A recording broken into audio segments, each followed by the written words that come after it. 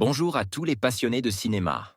Je suis enchanté de vous retrouver sur ma chaîne Cinémadicte, où je vous propose les meilleures infos sur les nouveautés cinématographiques et les films déjà sortis.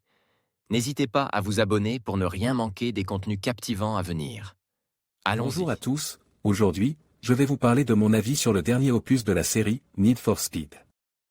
Dans cette vidéo, je vais passer en revue les éléments qui m'ont marqué, que ce soit les graphismes, le gameplay ou l'histoire. Je vais également partager mes impressions sur les nouveautés et les changements apportés par ce jeu. Restez avec moi pour découvrir si ce Need for Speed réussit à tenir ses promesses ou s'il déçoit les fans de la franchise. C'est parti.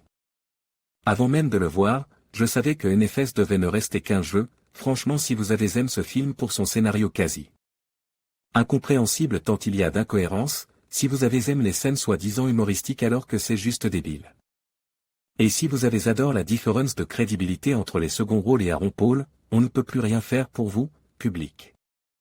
Franchement, avant même de voir ce film, je n'avais pas compris pourquoi il était là, se fourrer là-dedans, passé de Jesse Pinkman. Ah, Toby, j'aime les vroom vroom et je réfléchis pas beaucoup pour prouver mon innocence. Bon point positif, on retrouve des éléments du jeu avec les flics, les courses et les accidents sont assez cool à voir. Oh, et j'oubliais, la musique est tellement basique.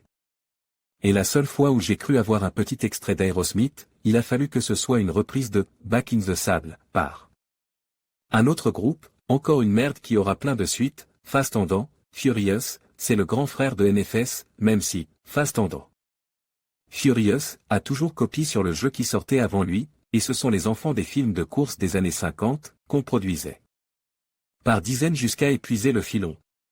Bref, à éviter.